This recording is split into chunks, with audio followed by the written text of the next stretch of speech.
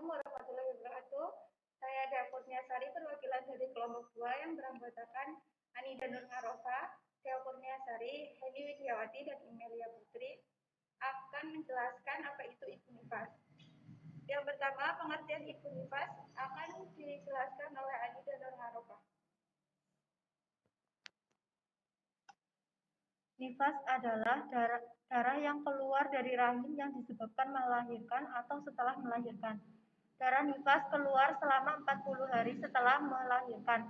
Selama masa nifas, seorang perempuan dilarang untuk sholat, puasa, dan berhubungan intim dengan suaminya. Nifas dari segi bahasa berasal dari kata nafisa yang bermaksud dengan melahirkan. Nah, nifas adalah darah yang keluar dari rahim yang disebabkan melahirkan atau setelah melahirkan. Darah nifas yang merupakan darah yang tertahan dan tidak bisa keluar dari rahim selama hamil. Ketika melahirkan, darah tersebut keluar sedikit demi sedikit. Darah yang keluar sebelum melahirkan disertai tanda-tanda kelahiran yang disebut juga sebagai darah nifas. Dalam hal ini, para fuqaha membatasi 2 atau 3 hari sebelum melahirkan.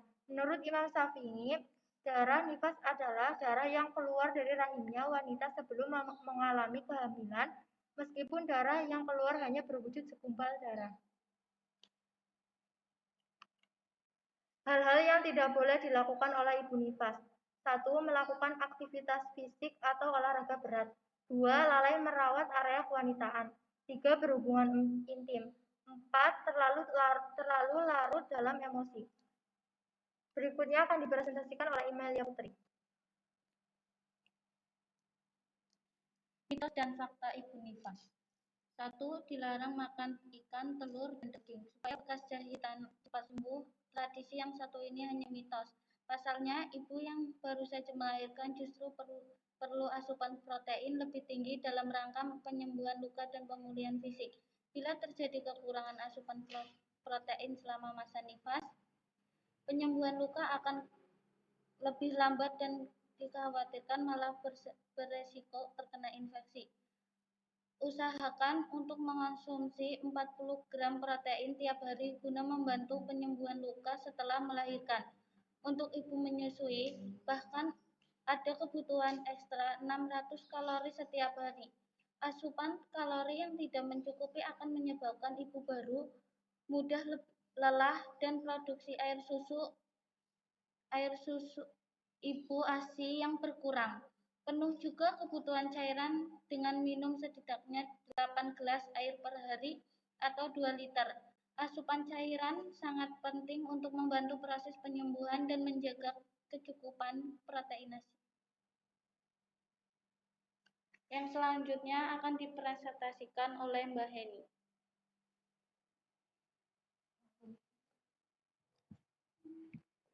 Ya, tulis.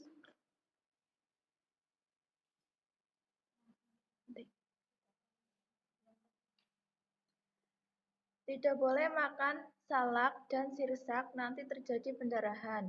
Belum ada penelitian ilmiah yang menyatakan bahwa konsumsi salak dan sirsak mengakibatkan pendarahan masif.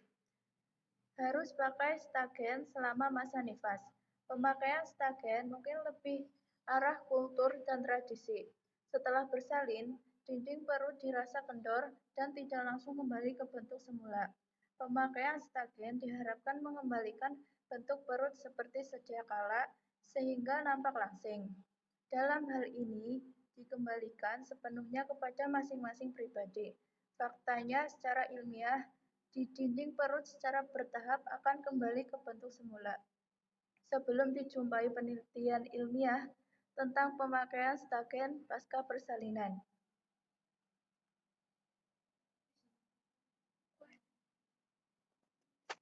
Sekian penjelasan tentang ibu nifas. Apabila banyak kesalahan, kami mohon maaf yang sebesar-besarnya. Wassalamualaikum warahmatullahi wabarakatuh.